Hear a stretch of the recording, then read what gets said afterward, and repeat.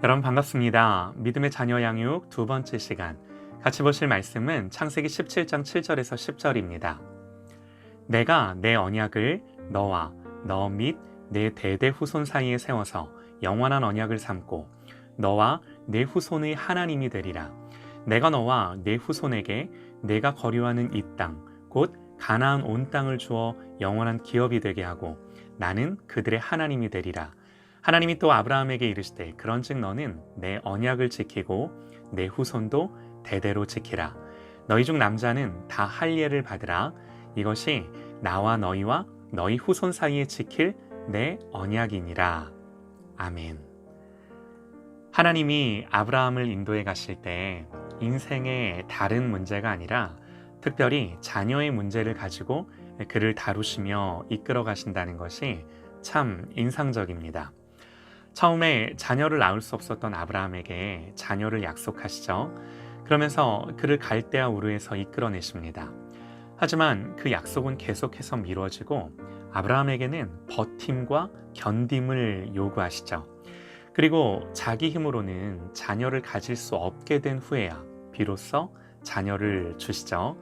마지막에는 아브라함의 평생 수건이었던 그 자녀를 다시 내놓으라고 하나님 그렇게 말씀을 하시죠. 하나님 그렇게 아브라함을 다루시고 인도에 가셨습니다. 우리도 비슷한 것 같아요. 하나님 부모들을 자녀를 통해 다루시는 것 같아요. 내 뜻대로 안 되고 내 의지가 포기되어지고, 그래서 우리는 자녀들을 통해 위로와 소망도 얻지만 좌절과 무너짐을 경험하기도 합니다. 저도 새 자녀를 기르면서 그렇습니다. 아브라함을 이렇게 다루시고 이끄신 걸 보면서 자녀들을 통해 우리에게도 그러한 시간들을 허락하시는 것이 축복이고 은혜죠. 무엇보다 우리를 하나님 자녀 삼으셔서 양육해 가시는 하나님 아버지의 은혜인 줄 믿습니다. 자, 하나님은 하나님 나라와 앞으로 펼쳐질 구속의 역사를 두고 아브라함을 택하셔서 그에게 많은 후손들을 약속하세요. 자녀들을 약속하세요. 그리고 그 자녀들을 통해 당신의 뜻을 이루시겠다 말씀을 하십니다.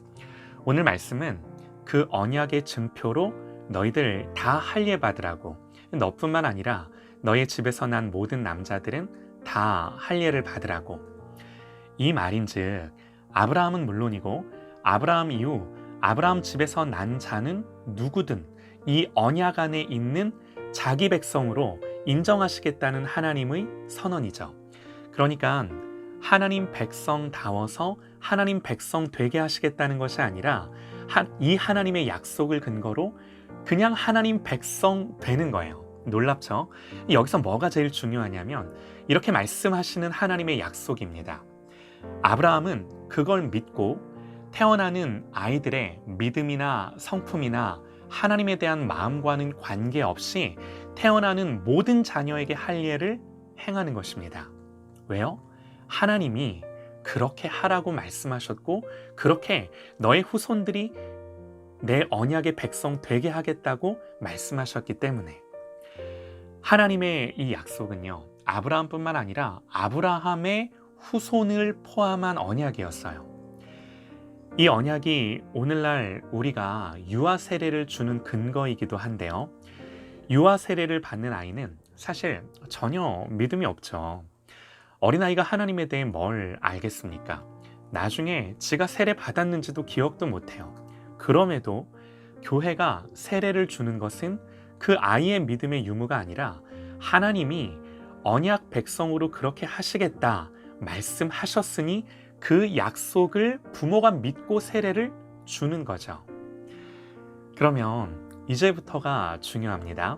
지금부터 아브라함의 집에서 태어나는 모든 사람은 하나님 백성이기에 하나님의 자녀로 길러져야 해요.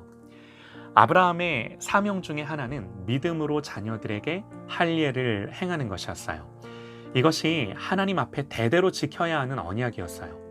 그리고 당연히 그 할례의 표식이 무엇을 의미하는지 가르쳐야 하고, 그래서 네가 어떤 존재인지를 알려줘야 하고, 그러므로 네가 어떻게 살아야 하는지를 말해줘야 하는 거죠.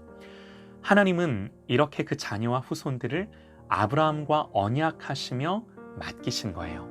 자, 이 말씀이 오늘 우리에게도 그대로 동일하게 적용이 되어 아브라함에게처럼 마찬가지로 하나님 우리에게도 자녀들을 맡겨주셨어요. 우리가 여기에 동의를 한다면 반드시 생각해야 하는 것이 왜 맡겨주셨는가 하는 거겠죠. 하나님 어떤 의도와 목적으로 자녀들을 맡겨주셨겠습니까?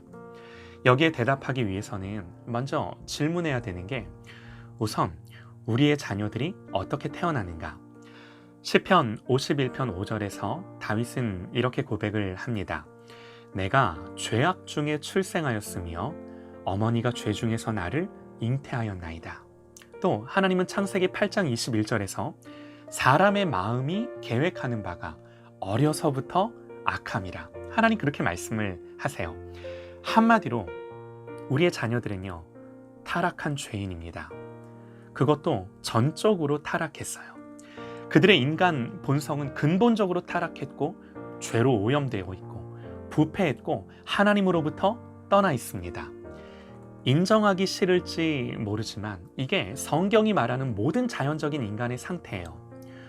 우리의 자녀들을 이렇게 평가하는 걸 그 어떤 부모도 달가워하지 않을 것입니다. 그러나 우리가 이걸 인정하지 않으면 하나님이 원하시는 자녀 양육을 시작조차 할 수 없어요. 그렇다면 이런 죄가 어디서부터 온 걸까요? 모두 부모로부터 유전된 거예요. 자녀들이 부모의 다른 형질을 물려받듯이 죄도 마찬가지죠. 우리 아이들의 죄된 모습 속에서 솔직히 내 모습이 보이지 않나요? 잔소리를 하다가도 내가 저렇지 할 때가 너무 많지 않나요? 저는 그렇습니다. 모두 내 모습이고 나로부터 온 것들이고 나에게 배운 것들이고 이렇게 자녀가 타락한 죄인임을 인정할 때 그렇다면 여러분 가장 중요한 과제가 무엇이겠습니까? 저들은요 다시 태어나야 돼요. 거듭나야 돼요. 생물학적으로는 부모로부터 태어났지만 반드시 하나님으로부터 다시 태어나야 되는 줄 믿습니다. 우리 자녀들은 죄 가운데 잉태되어 태어난 진노의 자녀들이에요.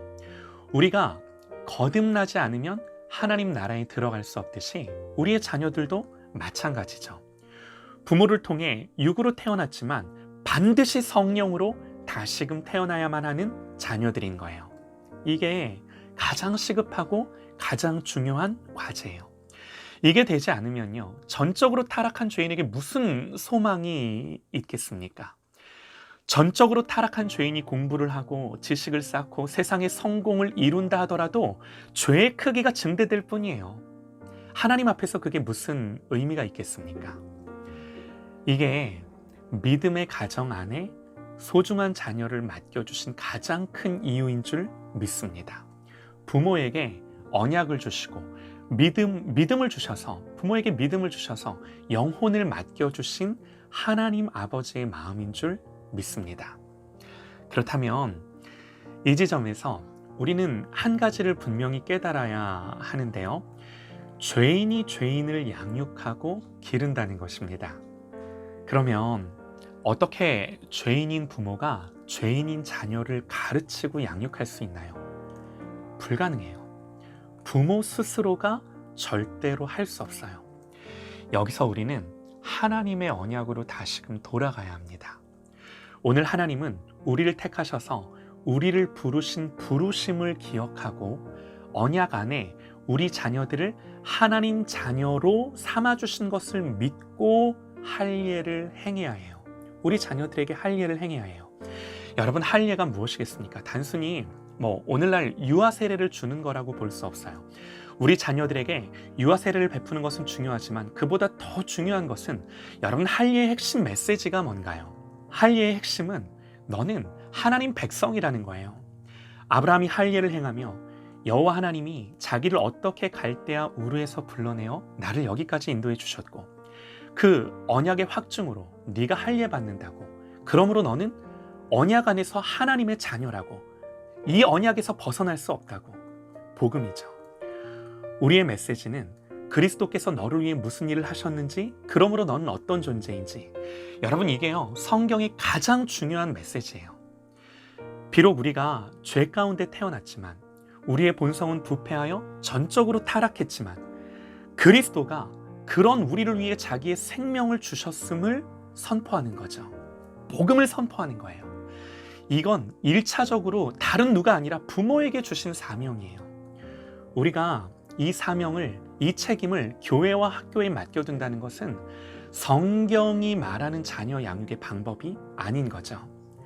우리가 우리 자녀들을 양육함에 있어서 가장 중요한 원리는 크게 세 가지입니다. 이 세 가지를 우리가 잘 기억해야 돼요.